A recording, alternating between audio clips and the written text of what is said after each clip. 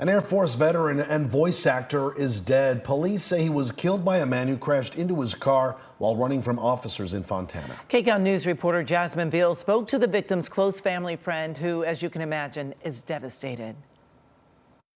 I can't find the other ones. It got spilled on. Richard Pshock was an Air Force veteran with a charming smile. The same twinkle in his eyes, I would say. And an unforgettable voice. This is Rick. Sorry I missed you.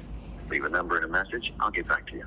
Bye. This man was a veteran. He also did voiceovers.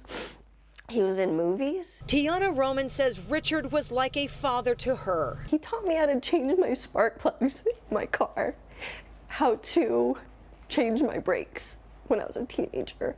I didn't have a dad. But the man whom she called dad, who was also a loving husband and grandfather, was killed Wednesday afternoon. Dashcam video shows a white SUV slamming into Pshock's car at Beach and Cherry Avenue in Fontana. The CHP says the SUV was driven by 32-year-old Noe Armando Benuelos. He was on his way to a VA appointment just right outside the cul-de-sac. CHP says Benuelos was running from officers after a traffic stop for speeding on the 15. They discovered he had a federal arrest warrant. The U.S. Marshal's office says he was wanted for dangerous drugs out of Tennessee. The officer immediately ran back to his patrol car and attempted to catch up to the Jeep. It was right here in this intersection where Richard was hit and killed, just minutes from his house. His wife tells me that she was going to go to the doctor's appointment with him, but instead let him take her car. And the family is now just demanding answers as to why it even got to this point. You're in a neighborhood.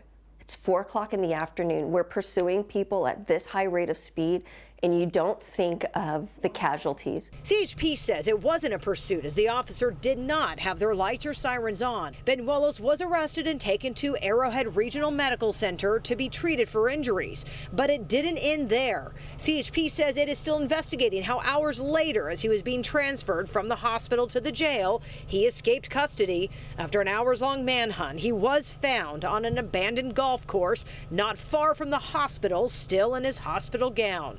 All the while, the Pshock family trying to come to terms that the man about to celebrate his 44th wedding anniversary is gone. He was everything to us.